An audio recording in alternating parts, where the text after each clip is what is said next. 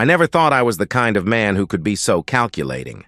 Not until I heard my wife laughing at my expense in her parents' kitchen, her words slicing through 7 years of what I thought was love. He's not even good in bed.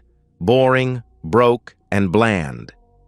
That's how my wife Lena described me to her family that night. The man who had worked 60-hour weeks for her dreams. The man who skipped vacations to fund her artistic breakthroughs. The man who paid for her unemployed brother to live in our home. That night changed everything. Not with a bang, but with laughter at my expense. And while they laughed, I began to plot. Family dinners at the Michaels' house always followed the same pattern. Lena's mother would overcook the meat, her father would drink too much wine, and her brother Max would show up late with some excuse about traffic or a networking opportunity that had kept him. I would smile politely through it all, playing the role of dutiful son-in-law, the reliable foundation upon which their daughter had built her life. That Sunday was no different on the surface. I sat through the usual interrogation about my work at the investment firm, why I hadn't been promoted yet, and whether we were finally ready to give them grandchildren. Lena fielded these questions expertly, explaining how we were focused on her art career right now, how close she was to breaking through, how her Instagram following had grown by 1,000 people that month alone. "Adam understands," she said, patting my hand with practiced affection. "He knows what we're building together." My phone buzzed in my pocket. Work, most likely. I excused myself to take the call in the hallway, a welcome reprieve from the stuffy dining room. It was indeed work. A client with a last-minute question about fund allocation. I handled it quickly, already dreading returning to the table. That's when I heard them in the kitchen, where Lena and her mother were supposedly getting dessert. Their voices carried through the partially open door. "Honestly, Mom, I don't know how much longer I can keep this up," Lena was saying. "He's not even good in bed. Boring, broke, and bland. If it wasn't for his job, I'd have left him ages ago. Max pays more attention to me than he does, and he doesn't even pay rent." The room erupted in laughter. Her mother's voice chimed in next. "Well, you always did prefer the passionate types. I remember that trainer of yours making eyes at you last Christmas. What was his name again?" "Chris," her brother Max supplied, and I realized they were all in there, the entire family laughing at my expense. "Tanya's husband. Man, if she only knew." More laughter. I should have felt something. Rage, maybe. Humiliation. Instead, a cold calm settled over me. I took a deep breath, straightened my tie, and walked back into the kitchen like nothing had happened. "Dessert almost ready?" I asked with a practiced smile. Their faces betrayed nothing. No guilt, no shame, not even the decency to look uncomfortable at my presence.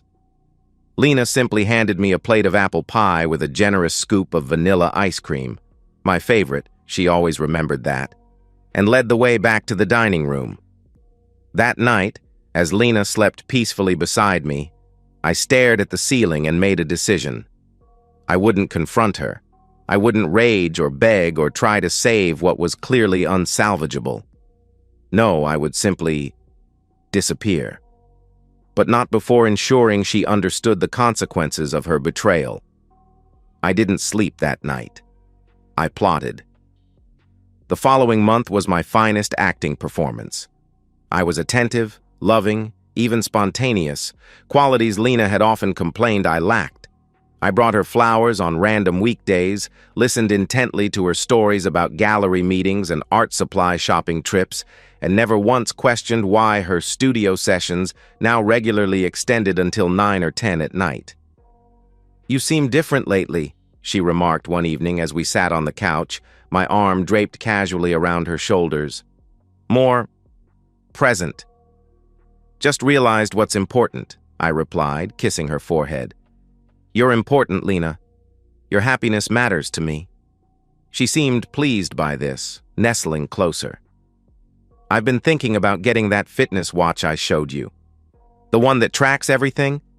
My followers would love seeing my fitness journey alongside my art posts." "I think that's a great idea," I said, already calculating how such a device might serve my purposes. In fact, I might just surprise you. 3 days later, I presented her with the top-of-the-line model, complete with GPS tracking, heart rate monitoring, and automatic cloud syncing capabilities. She squealed with delight, wrapping her arms around my neck. "It even connects to our home cloud," I explained, helping her set it up. "So you won't lose any of your data if the watch breaks or gets lost." "You think of everything," she said, kissing me gratefully. "This is going to be perfect for tracking my runs with Chris." Chris, her personal trainer, Tanya's husband. I nodded encouragingly. "I'm glad you're focusing on your health. Maybe I should join you sometime." "Oh, these are specialized sessions," she replied quickly. "Besides, you hate running." "True enough," I conceded, watching as she immediately opened Instagram to share photos of her new gift. The perfect husband supporting his wife's wellness journey. If only her followers knew. The watch was just the beginning. Over the next few weeks, I began methodically preparing for my exit. I worked remotely on Wednesdays and Fridays, days when Lena believed I was at the office and thus spent longer at the studio.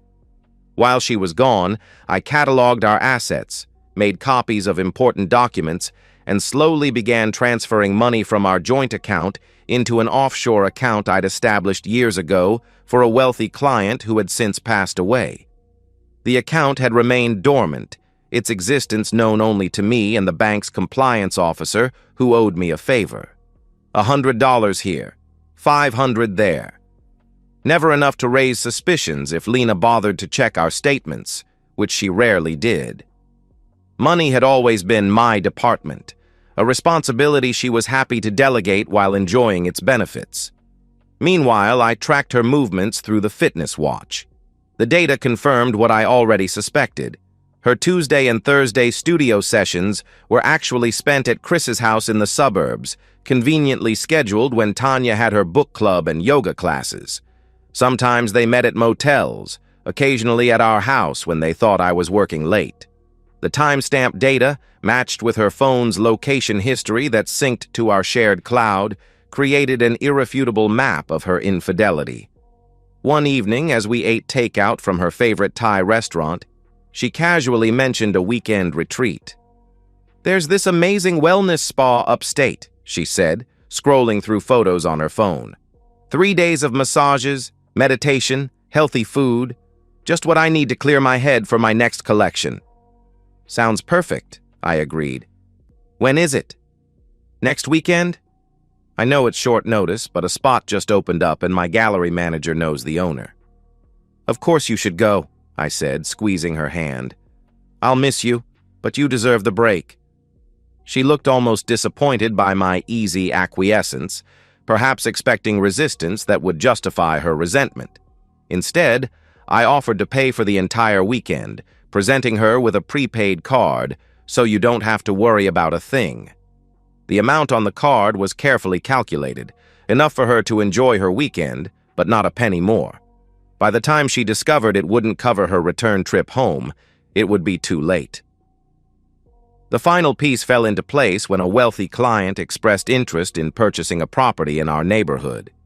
Instead of referring him to a realtor, I offered him an off-market deal, our house. The property was solely in my name, a fact Lena had never questioned when we purchased it early in our marriage, before her artistic awakening made such practical concerns beneath her. "My wife and I are looking to downsize," I explained smoothly. "We'd prefer a quick, quiet sale with minimal disruption."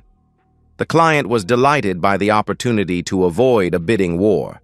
The sale was arranged through a silent trust, keeping my name off any public records. The closing was scheduled for the Friday that Lena would leave for her spa retreat. With 2 days to go, I hired a moving company, paid in cash, to arrive Saturday morning. I told them my wife and I were separating amicably, and I needed to remove my belongings while she was away to make the transition easier for her. The sympathetic foreman assured me they would be discreet and efficient. Everything was in place. 7 years of marriage would be erased in a single weekend.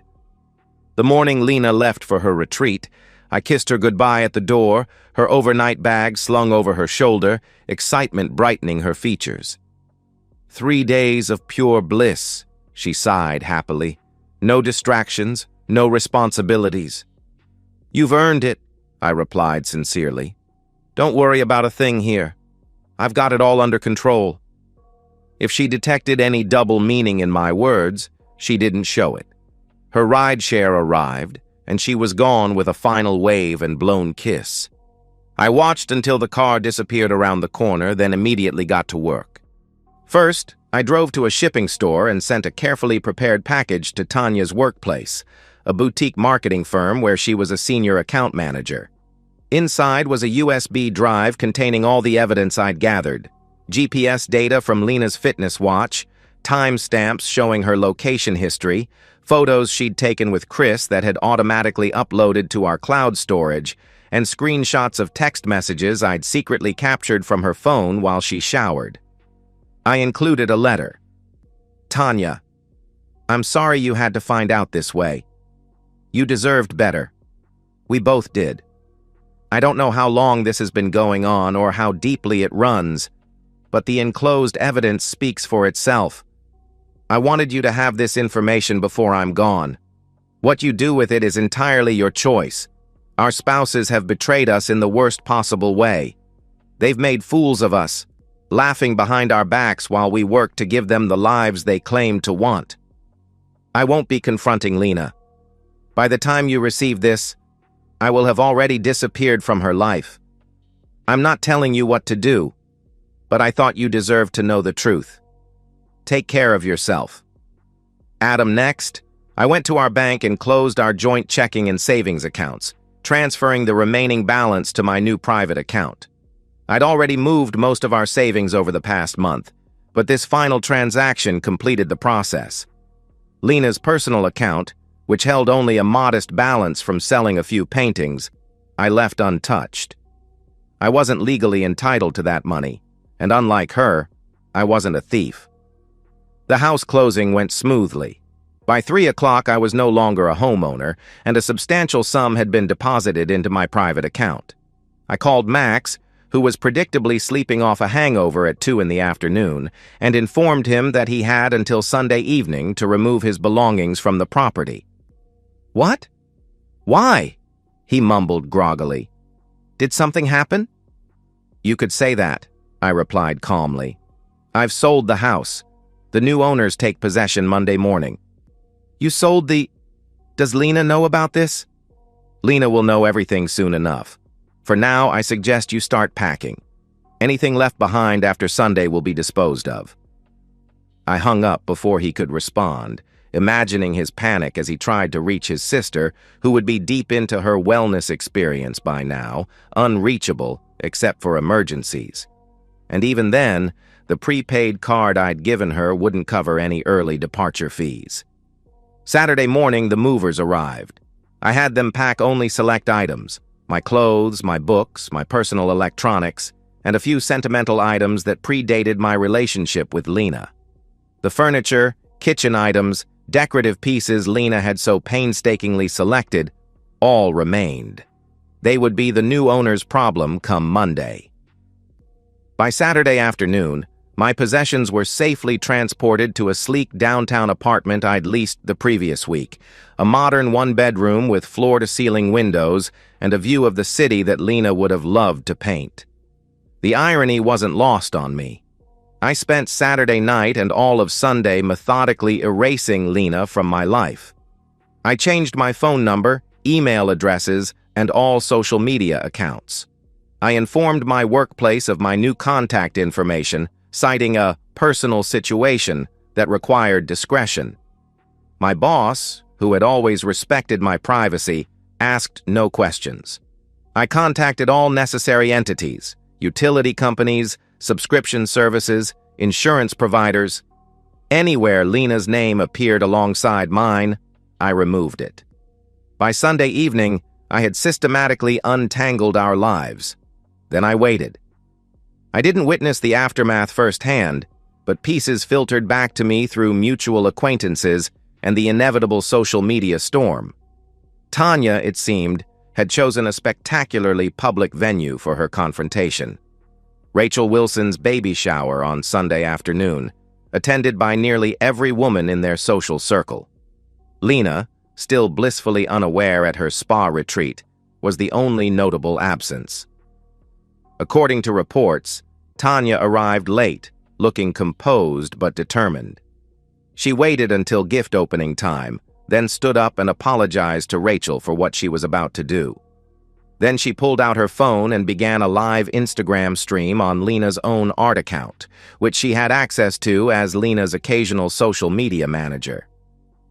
"I think Lena's followers deserve to know the real woman behind the brand," she reportedly said, before methodically displaying the evidence I'd provided. The GPS data, the timestamps, the photos. One witness described it as the most elegant evisceration she'd ever seen. No screaming, no name-calling, just cold, hard facts presented to an audience of shocked women who had, up until that moment, considered Lena a close friend and authentic creator. The stream lasted 17 minutes and was viewed by over 15,000 people before Instagram shut it down for policy violations. By then, screenshots had been captured and shared across multiple platforms. Lena's carefully cultivated image as a wholesome, spiritual artist dedicated to authentic living crumbled in real time. The gym where Chris worked as a personal trainer, already facing scrutiny over instructor-client relationships, immediately terminated his contract. The athleisure brand that had been considering Lena for a sponsorship deal quietly deleted all comments asking about her on their social media. Meanwhile, Tanya filed for divorce and an emergency restraining order, citing evidence of her husband's infidelity and concerns about his access to their children. The temporary order was granted pending a hearing. Lena, blissfully disconnected from the digital apocalypse, apparently tried to extend her stay at the spa when Sunday's revelations began reaching mutual friends who tried calling her. That's when she discovered the prepaid card was maxed out, with no additional funds available. According to the front desk clerk, who later shared the story on Reddit, a frantic woman had to call her brother to cover her ride home Sunday night, only to discover he had been evicted from their house and was sleeping in his car. By the time Lena arrived home late Sunday night, she found a house still containing most of her possessions, but legally no longer hers. Her joint bank accounts were empty. Her lover had been publicly exposed and legally separated from his children.